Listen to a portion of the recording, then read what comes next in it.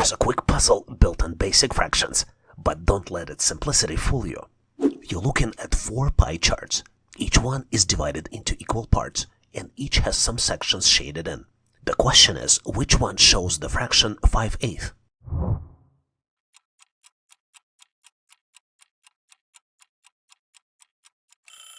Here's what you can do to solve it correctly. Take a close look. Count the total slices. Then count how many are shaded. Which circle shows exactly 5 out of 8 parts? If you have selected option A, well done. Let's break it down. The circle has 8 equal parts. 5 of them are shaded. That's exactly what 5/8 means. Simple, clean, and precise. 3 fictional companies, Lumora, Nexora, and Zifix, share a tech market.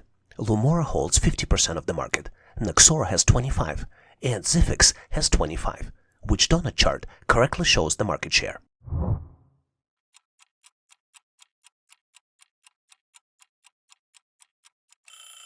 Let's break it down. The question clearly states a 50-25-25 split. Only chart A shows half the circle for Lumora, and the remaining half evenly divided between Nexora and Zifix. So the correct answer here is choice A. You buy 4 gadgets for $400 total. You sell 3 for $120, and then the last one for $100. What is your total profit?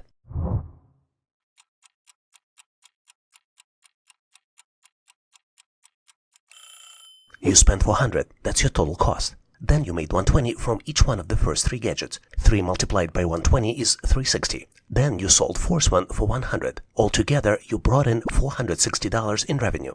Now let's subtract $460 minus $400, and the result is $60. So the final answer is choice A. Why does a longer, shallower ramp makes it easier to lift a heavy object to the same height?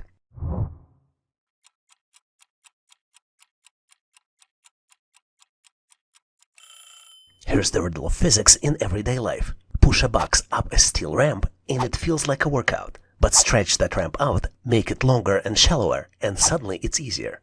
Why? Because while the height is the same, you're spreading the work over a long distance. This reduces the force you need to apply it at any moment. The total work doesn't change, but the ramp gives you mechanical leverage. The correct answer here is choice C. What comes next in the sequence? A, C, F, J, O?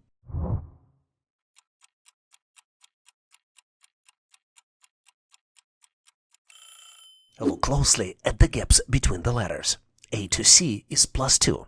C to F is +3.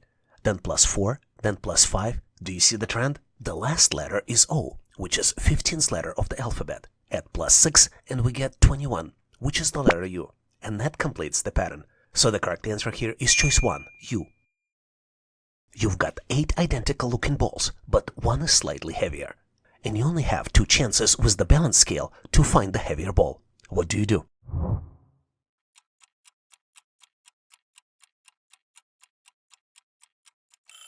Let's start by weighting 3 balls versus 3 balls. If they're equal, the heavy one will be in the remaining 2. If one side is heavier, great. Now just weigh 2 balls from that group. The result will lead you straight to the odd one out. And the correct answer here is choice C. Where will the dot end up if you follow the instructions? Right, up, left, down, and right.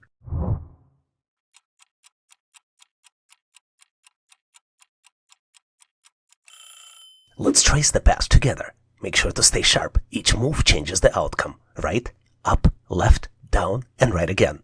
Is that where you ended up to? The final answer is choice D. Patterns are everywhere, from nature to numbers. Let's test your eye for details. You're given a sequence of shapes. Each has a mix of vertical and horizontal lines. Can you identify what comes next in this evolving pattern?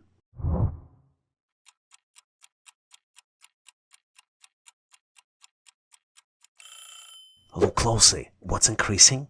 What's decreasing? Think logically. What would the next step look like? If you have picked option D, you nailed it. Here's why. With each step, vertical lines increase by 1, while horizontal lines decrease by 1. That makes D the perfect continuation of the sequence. A light ray traveling through air strikes a smooth water surface at a 45-degree angle to the surface. What happens to the ray as it enters the water?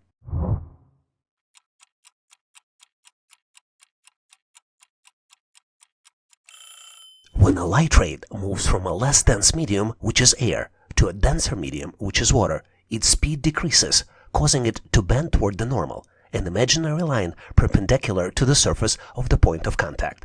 And the correct answer here is choice B. You see a basket with 5 apples. You take away 3. So how many apples do you have?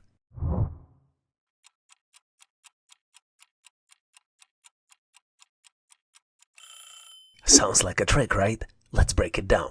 You see 5 apples, but that's just a setup. Then you take away 3. So which apples do you have? Think carefully. You now possess the 3 apples you took. Doesn't matter how many apples are left in the basket. The question asked, how many apples do you have? So the final answer here is choice B, 3. Some questions are all about spotting what doesn't belong. And this one is a shapeshifter. You're looking at 4 shapes. Each one contains a smaller shape inside a border. But only one of them breaks the pattern. Can you figure out which one shape is the odd one out?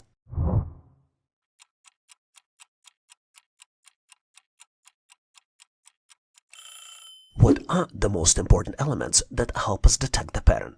I would say, how many shapes and what stands out. Unlike the other choices, which are all 4-sided figures, the choice D features a triangle with only 3 sides, which makes it the odd one out, which means that the correct answer here is option D. Which one of these numbers is an odd one out? 16, 36, 64, or 81?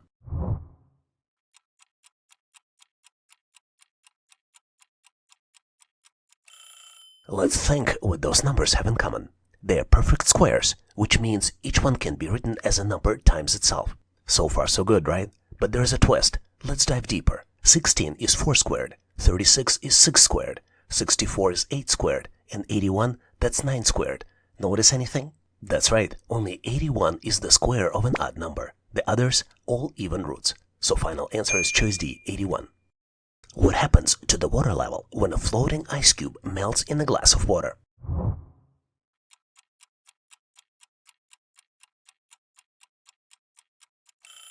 Have you ever wondered why your glass doesn't overflow when ice melts? Let's break it down. When ice floats, it pushes water out of the way, just enough to match the weight, but not the volume. That's the key. Ice takes up exactly the space it had originally displaced. So the final answer is choice A. In this question, you're presented with 4 objects, and you need to determine the odd one. Your choices for the answers are choices A, B, C, and D.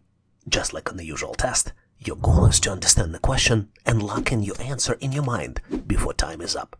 Once you're ready, we'll reconnect on the other side and review it together. Let's go ahead and get started.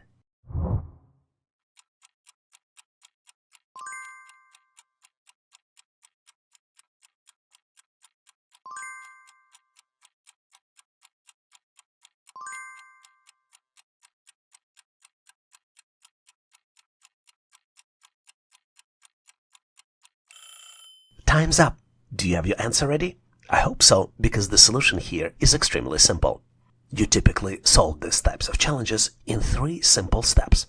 In step 1, you break down each object into individual parts. In step 2, you review fundamental geometric components of each object.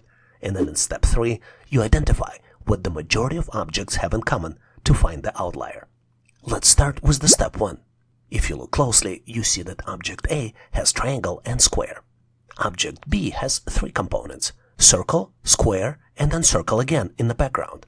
Even though object C looks like a diamond, you can argue that it consists of 2 squares. And object D consists of circle and the donut inside. What does it tell us? We just learned that objects A, B, and C all have squares in common. Let me highlight them for you so you can see them clearly. Can you see it? Remember the original question? We need to determine the object which is different. And object D, which contains circle and the donut, is different. And the correct answer here is choice D. Are you ready for more? Try this question to see how you would do. You're presented with 4 cool-looking shapes, and you need to determine the odd object that doesn't belong. Your choices for the answers are choices A, B, C, and D. After you've selected your final answer, post it in comments, and I'll share my feedback. Enjoy solving this cool problem. Let's challenge your problem-solving skills with this intriguing question. If storing 200 gigabytes of data in Amazon AWS costs $4, how much data can you store with $10? Your choices for the answers are choice A, 400 gigabytes, choice B, 500 gigabytes, choice C, 600 gigabytes, and choice D, 700 gigabytes. Just like with real assessment, focus on the question and choose your answer before time runs out. Once you're ready, we will reconnect on the other side to review it together. Let's go ahead and get started.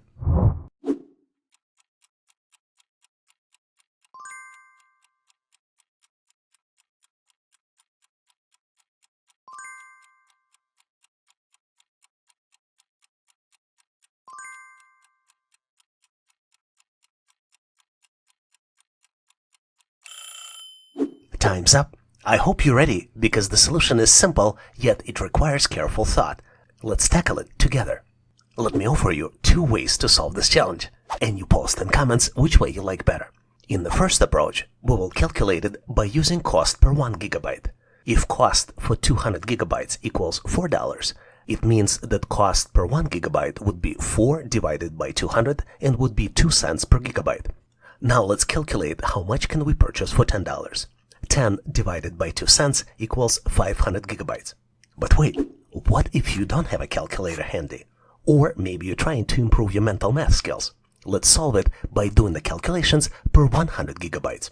If cost for 200 gigabytes equals $4, it would mean that cost per 100 gigabytes would equal 4 divided by 2 and would equal $200 per 100 gigabytes. Which would mean that for $10, you can purchase 10 divided by 2 multiplied by 100 gigabytes would be equal 500 gigabytes. Which way did you like more? Make sure to post your answer in comments. And as you might have guessed, the answer for this question is choice B, 500 gigabytes. Thanks for watching. I really appreciate you for helping us to become one of the largest YouTube channels to help people become smarter, increase your IQ, and to pass any test. If the content of this video was helpful, please make sure to click the like button to help YouTube algorithm promote this video and help other people to find it faster.